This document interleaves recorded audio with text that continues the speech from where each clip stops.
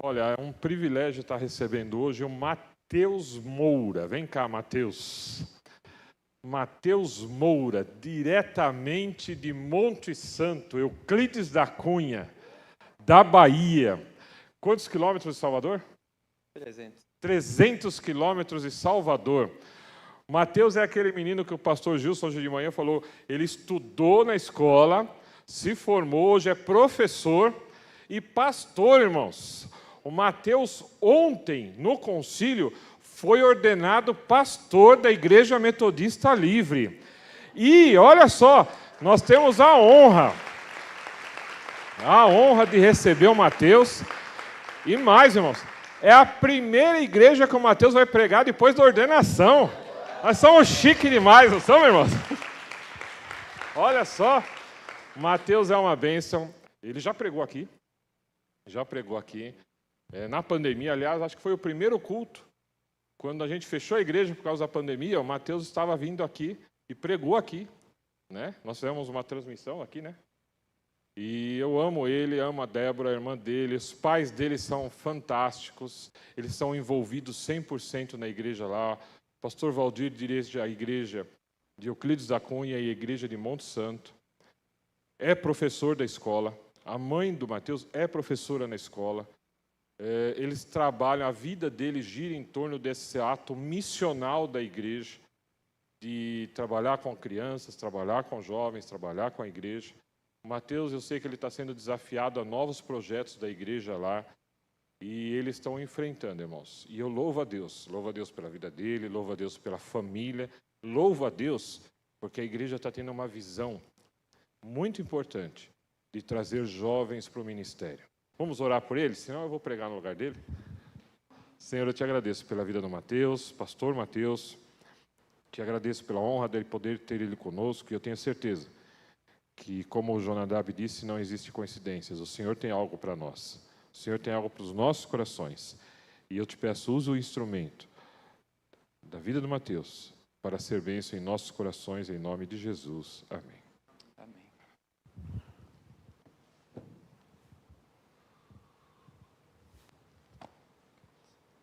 Boa noite, galera. A paz do Senhor, igreja, amém? Eu ainda estou assimilando esse negócio de pastor. Perguntou ali, o pastor já chegou? Eu disse, quem será esse pastor que está chegando? A gente está acostumando ainda, né? O pastor Gerson, numa animação para convidar um pastor que nunca pregou, né? Como pastor é a primeira vez. Mas vamos refletir um pouquinho na palavra do Senhor lá na carta de Tiago, capítulo 1, versículo 27. Tiago 1, 27.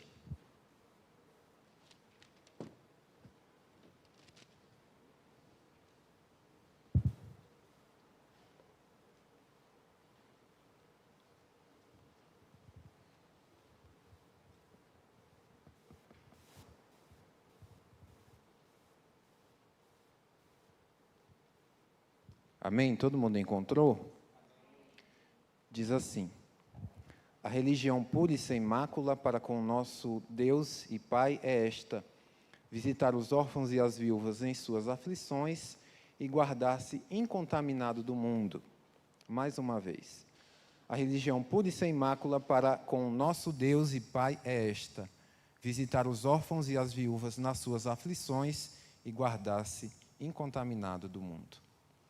Senhor, abençoa neste momento essa palavra no nosso coração, para que nós possamos ouvir aquilo que o Senhor quer falar a nós, e não aquilo que nós, porventura, gostaríamos de ouvir.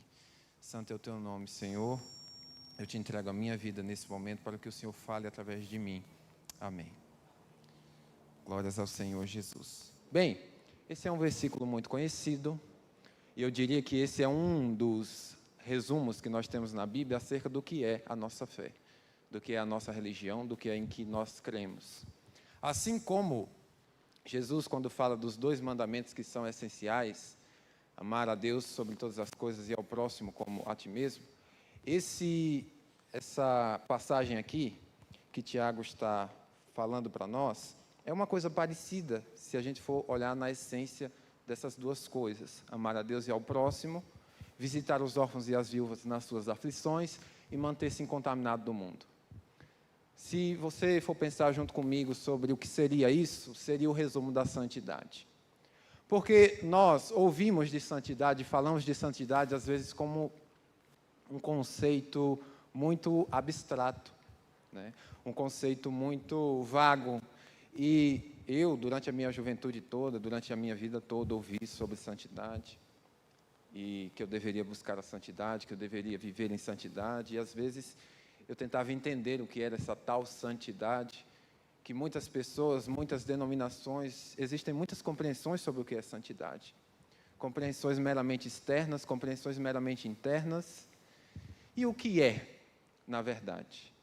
E o Senhor foi falando ao meu coração para encontrar, dentro da nossa tradição, a santidade talvez seja a coisa mais enfatizada durante a nossa história. E esse texto de Tiago, ele fala forte ao meu coração, porque o Senhor me deu duas palavras, enquanto eu estava lendo esse texto, como alicerces da santidade. Não que seja uma coisa nova, está na Bíblia, amém? Duas palavras. Então, vamos pensar na santidade como um mezanino que está sendo sustentado por duas colunas. A coluna da piedade e a coluna da caridade. A piedade seria esse manter-se incontaminado do mundo, da segunda parte do versículo, e o amar a Deus sobre todas as coisas, do primeiro mandamento que nós temos em Jesus. E a caridade seria amar ao próximo como a mim mesmo, e assistir os órfãos e as viúvas nas suas aflições.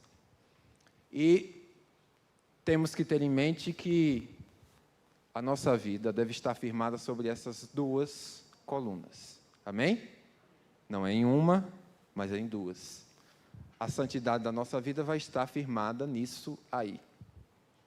E eu percebi em mim, na minha juventude, que na juventude isso parece ser mais difícil. Parece ser mais difícil, enquanto jovem, manter-se incontaminado do mundo, e parece mais difícil assistir aos outros nas suas necessidades. Porque é a época em que costuma-se no mundo viver de tudo um pouco, e também é a época do egoísmo. Ninguém, enquanto adolescente e jovem, costuma pensar nos outros, pensa em si mesmo. Falando de mim, primeiramente, né? Se com vocês for assim, vocês abraçam também essa compreensão.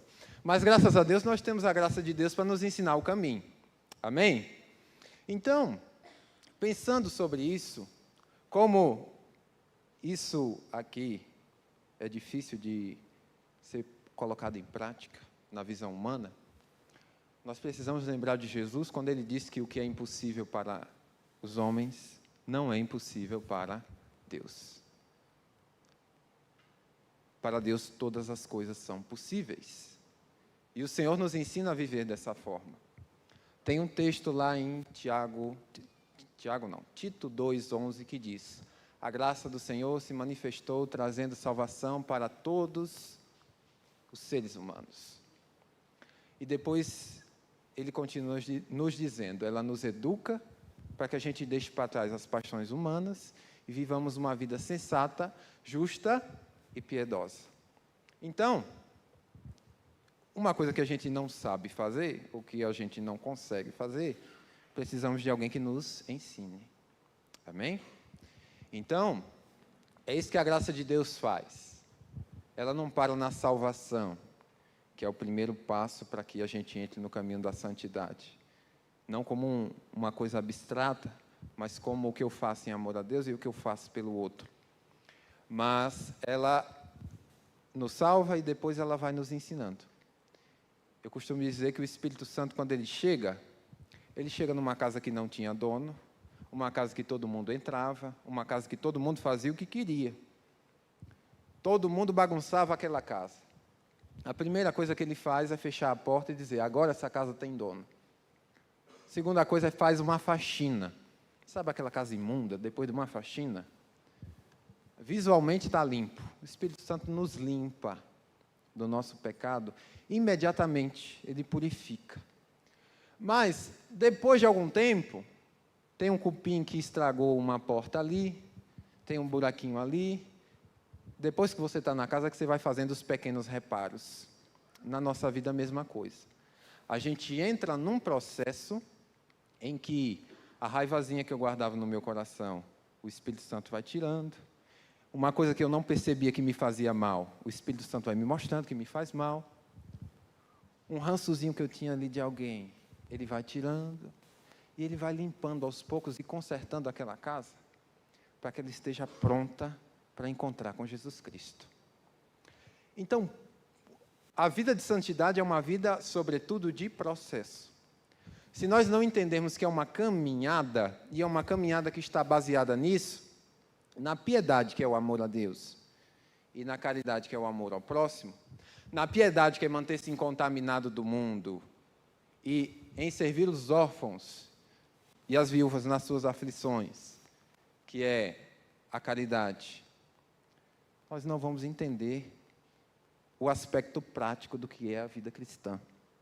E o aspecto prático da vida cristã é entender que o que eu não faço, porque é pecado, eu não faço por causa de mim mesmo, eu não faço por causa do que os outros vão pensar, eu não faço porque tem alguém me olhando, eu faço porque eu amo a Deus. O lema do selo de Wesley, né, que inclusive está aqui na Bíblia, é creia, ame e obedeça. Se eu não creio, eu não consigo amar. E se eu não amo, eu não consigo obedecer. Tem muita gente que para naquela crença abstrata, naquela crença rasa, né? Eu creio em Deus, eu acredito em Deus. Tá legal.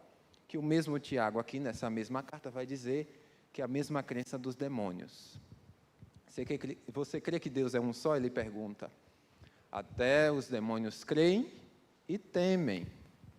Então, essa fé que é simplesmente de falar da boca para fora, eu acredito em Deus, e até o temor, ter medo de Deus, não representa nada para ninguém. Se o medo de Deus salvasse as pessoas, Jericó inteira tinha sido salva. Eu não sei quem já leu lá Josué, quando os espias chegam na casa de Raabe, mas ela diz, rapaz, está todo mundo aqui com medo. Todo mundo aqui se pelando de medo. Todo mundo escondido, porque já sabem o que Deus fez lá no Mar Vermelho, já sabem o que Deus fez com os 2 reis dos amorreus, mas só foi salva Raabe. Porque acreditar e ter medo não é suficiente. Raabe agiu, ela assistiu os necessitados naquele momento. Aquela fé, aquela crença se transformou num amor a Deus, primeiramente, porque ela disse, eu conheço agora, eu sei quem é esse Deus. Eu sei que o Deus de vocês é o verdadeiro Deus. E agora eu vou esconder vocês aqui, porque eu não quero que vocês morram, porque eu quero ajudar vocês. Logo depois, ela clama por ela e pela sua família, e o Senhor a salvou. Então foi uma crença que se transformou em uma ação. Quando a crença não se transforma em nada, ela é simplesmente a mesma crença dos demônios e não resulta em nada de produtivo para a vida. Mas a crença só vai resultar em algo produtivo para a vida e para a vida eterna se eu amar a Deus. Porque você concorda comigo? Tem muita coisa que a gente faz na presença de alguns e não faz na ausência não faz na presença, mas faz na ausência de algumas pessoas. Talvez nem seja coisa errada, tá? Mas a maneira como eu falo em algum ambiente é diferente da maneira como eu falo em outro ambiente. E quando a gente fala do pecado em si, tem muita coisa errada que eu faria, digamos assim, na presença de alguns e não faria na presença de outros, né? Então, assim, o pastor vai estar lá, o meu pai, fulano, ciclano, etc. Não vou fazer. E você não faz isso, é por respeito àquela pessoa, porque você não quer desapontar aquela pessoa. Você diz, eu amo aquela pessoa, não quero que ela me veja fazendo determinada coisa que eu não tenho a intenção de desagradá-la, de deixá-la triste. Quando eu amo a Deus, eu passo a ter a consciência, a visualizar que Deus está em todos os lugares, em todos os momentos, então não tem como me esconder dele. Então, quando eu deixo de fazer as coisas porque eu amo a Deus, é porque eu tenho consciência de que Ele está ao meu lado o tempo todo. Quando eu não amo a Deus, eu não tenho essa consciência. Talvez eu vou lembrar de Deus depois que eu já fiz. Depois que já aconteceu, o que não devia ter acontecido. Então, amar a Deus é essencial para que eu possa obedecer a Ele.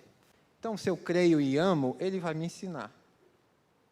É sempre o processo de tomar a iniciativa e começar nos primeiros passos, e o Senhor vai fazendo o trabalho, que é o trabalho mais difícil.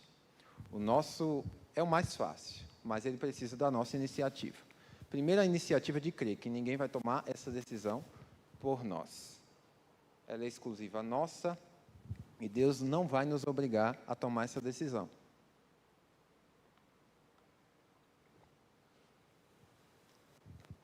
E a partir do momento que eu escolho crer e amá-lo, aí eu vou obedecê-lo. E assistir as pessoas nas suas dificuldades é essencial para isso. Agora vamos pensar nas distorções acerca desses dois temas. Quando a gente fala no tema da piedade e da caridade, tem dois extremos, tá? E eu vou andar um pouquinho aqui para representar os extremos. Digamos que está aqui o sujeito que é o radical da piedade. Com ele, é daquele jeito. Tem que falar assim no culto, tem que vestir assim, isto. E ele está tão longe da caridade que ele não consegue enxergar as necessidades daqueles que estão lá. E não são só as necessidades físicas, materiais, são as necessidades espirituais. Essa pessoa que está aqui, o radical da caridade, é o antigo fariseu. É a pessoa que entrou num nível de fazer tanto e viver tão pouco a vida cristã, que ele agora olha, julga, aponta. Tudo que ele fala está correto. Só prega, não tem erro teológico nenhum. Na pregação dele não tem erro nenhum que você possa dizer, não, isso aí você falou errado, não está na Bíblia, etc. e tal. Tudo que ele fala, você pode fazer. Só não pode viver a vida dele, né? Como Jesus falou. Vocês podem fazer tudo o que eles dizem, Jesus falando dos fariseus. Só não vivam como eles vivem, né?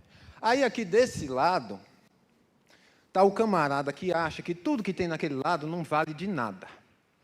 Não, o que eu tenho que fazer, dando trabalho pessoal da transmissão, o que eu tenho que fazer é simplesmente assistir os necessitados. Não, eu tenho que fazer minha caridade, doar minha cesta básica, fazer minhas obras sociais, etc, etc e tal. Quando a igreja vira só aquele canto de lá, a gente vira sinagoga. Um bando de fariseu, né?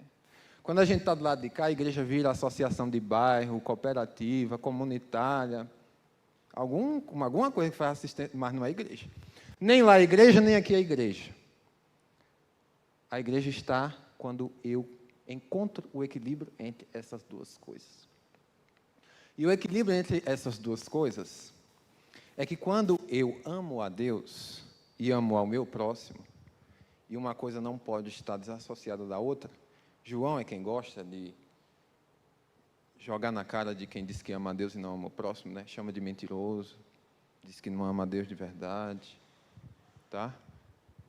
Ele usa termos até mais pesados, mas vamos ficar nesses aí. Eu acho que mentiroso já é suficiente, porque ele também diz que quem mente é filho do diabo, né? Então vamos ficar por aí. Fariseu ou agente social lá? Nenhum dos dois, a gente é cristão. Amém? O nosso rótulo é esse. Se te rotularem por ser cristão, mas cristão da maneira como você precisa ser, que a religião pura e sem mácula para com nosso Deus e Pai, que assistir os órfãos e viúvas nas suas aflições. Entenda que órfãos e viúvas, como todos aqueles que estão necessitados de um alívio, de um aconselhamento, de um conforto. Seja ele espiritual, emocional ou material. Se eu estou vivendo o cristianismo da maneira como ele precisa ser vivido, representado aqui nesse altar como o centro deste lugar, onde eu achei o equilíbrio entre essas duas coisas, no momento em que eu encontrar o meu irmão em pecado, eu não vou apontar o dedo como se faria lá, e julgar e dizer, você está condenado, você não presta para servir a Jesus. Eu vou trazer o alívio da palavra de Deus, dizendo, aquele que confessa o seu pecado, ele é fiel e justo para perdoar os pecados e nos limpar de toda a injustiça. Amém? Amém? E não vou fazer a mesma coisa daquele que está lá, que por esquecer tanto que precisa obedecer a Deus, está achando que é só despachar a cesta básica, vai dizer, não, fica tranquilo, isso aí, Deus é amor, Deus te ama, fica na paz aí, tranquilo, está de boa. Ele vai apresentar a verdade em amor, amém? Nem a verdade sem amor, nem a mentira. Os dois são ruins, tá? Verdade sem amor leva à perdição, mentira também leva à perdição. Não pensa que um é melhor do que o outro, não.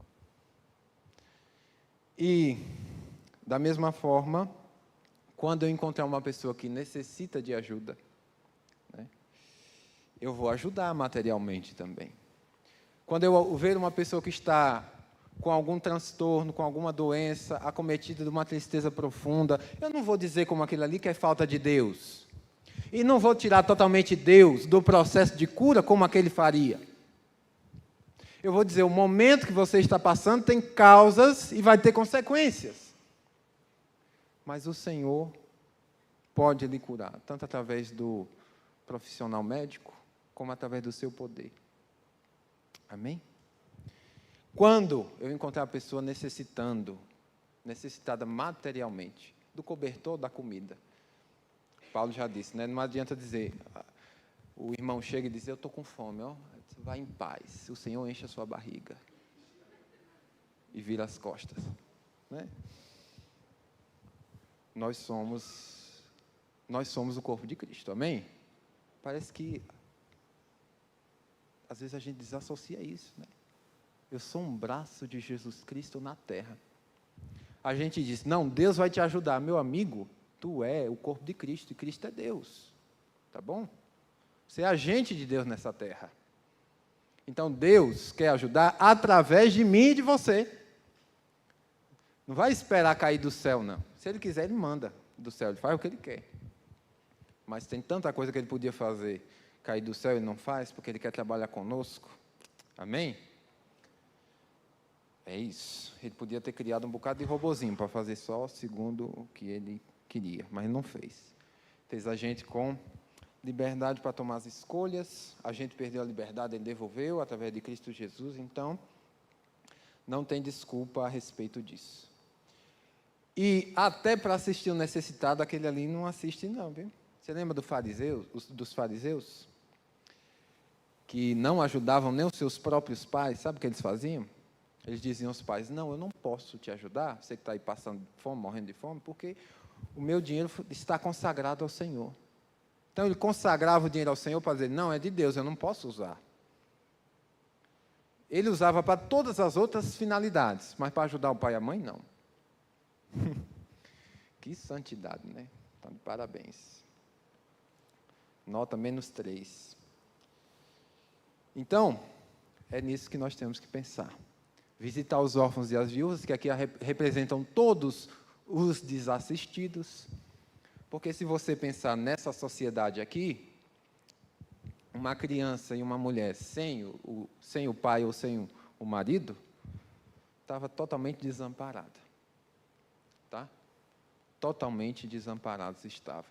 Tanto é que o Senhor, na sua lei, tanto no Antigo Testamento como no Novo, nunca deixa esquecer dos órfãos e das viúvas. No Antigo Testamento tem até uma maldição muito severa para aqueles que maltratam os órfãos e as viúvas. O Senhor disse, não maltratem os órfãos e as viúvas, senão você vai morrer, sua mulher vai ficar viúva e os seus filhos vão ficar órfãos. Para que nós tenhamos dimensão do quanto que Deus ama aqueles que estão desamparados. Amém? Mas nós temos que lembrar que acima de todas as necessidades daqueles que estão desamparados, acima da comida e do cobertor que eu tenho que entregar antes, o maior desamparo é estar sem Cristo na sua vida e é ainda não conhecer Jesus e não amar a Deus. Esse é o pior desamparo. E a bênção acima de todas as bênçãos é receber Jesus no coração e poder louvá-lo para entrar nessa mesma caminhada que nós já entramos. Então, quando nós pensamos sobre o que é a nossa religião, no que é que nós cremos, como nós devemos colocar em prática, o que nós devemos colocar em prática, como nós devemos viver a nossa vida. Olha que fácil, Jesus resumiu, e quando vai para os desdobramentos práticos, não é tão fácil como na teoria, né? Mas a facilidade está em se entregar a Deus. Pode dizer, eu não consigo, pode falar. E aí o Senhor vai fazer a mesma coisa que Ele fez com todo mundo que disse para Ele, eu não consigo. Deus chamou Gideão, e o Gideão era um camarada medroso, e disse ao Senhor, né, não, eu não consigo não, eu sou menor na casa de meu pai, eu sou um Zé Ninguém. E aí Deus deve ter pensado, né, para mim você está dizendo isso, meu amigo, eu sei que tu não é ninguém. Moisés disse a ele, eu não sei falar. E Deus disse, fui eu que te fiz, sem saber falar direito, meu amigo. Fui eu que fiz a boca do homem. Tá? Todos nós podemos confessar ao Senhor e dizer, nós não podemos. Mas lembra que a graça do Senhor que nos pega pela mão e nos ensina? Todo mundo aqui sabe dirigir? Quem sabe dirigir? Levanta o braço aí. Quando você estava aprendendo a dirigir, você entrava no carro, aí você pensava, agora eu tenho que pisar na embreagem, agora eu tenho que colocar a primeira, agora eu tenho que acelerar devagarzinho, tirar o pé. Parece uma loucura, né? Um ano depois, está totalmente automatizado, porque você aprendeu. Tudo que parece impossível, né, no início, o pessoal que toca qualquer instrumento, está ali na aula, parece que não aprendeu nada. No outro dia, ele pega aquela música que ele estava aprendendo, ele toca, automaticamente. É assim, o Espírito Santo nos ensina a fazer o que nós não temos capacidade de fazer. Amém? Se eu colocar um carro aqui na frente e dizer para você, ó, pega esse carro aqui, deixa lá na Praça da Sé. Aí eu não te dou a chave, o carro está sem gasolina, você não pode botar num guincho, como que você vai fazer? Você vai dizer, que loucura, que tarefa impossível.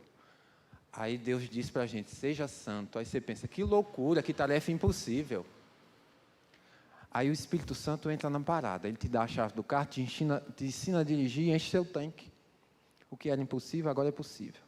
Então entenda que tudo que é impossível na sua vida, mas que Deus está te mandando, só será possível quando você sair do comando da sua vida e entregar para Deus. Amém? Então permita que o Senhor conduza a sua vida e tu vai também permitir que tu possa obedecer ao que está escrito na palavra de Deus. Assistir àqueles que são necessitados e manter-se incontaminado do mundo. As duas coisas, tá? Não adianta assistir os necessitados e se deixar contaminar por toda a porcaria que tem no mundo. E não adianta tentar se colocar numa redoma, numa bolha e dizer, aqui eu não saio, não vou pecar. Já está pecando porque está desobedecendo a Deus, não está vivendo em comunidade, não está fazendo o que precisa. É preciso encontrar o centro, a estrutura e o cerne central do que é ser cristão. Amém? Vamos orar?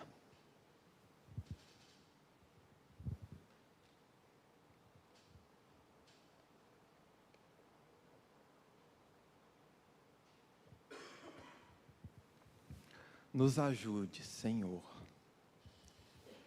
Nos ajude porque precisamos de Ti.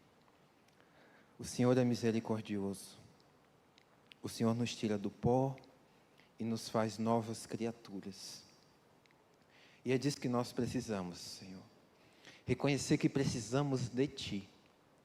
Reconhecer que sem Ti nós não conseguimos. Mas a partir do momento em que eu e que cada um manifestar que reconhece que é preciso crer no Senhor, é preciso amar o Senhor, é preciso obedecer ao Senhor. Todos nós vamos conseguir viver segundo a Tua vontade e a verdade da Tua palavra. Muito obrigado, Senhor Jesus, por esse momento, por esse privilégio de estar aqui, meu Deus e meu Pai. Em nome do Senhor Jesus. Amém.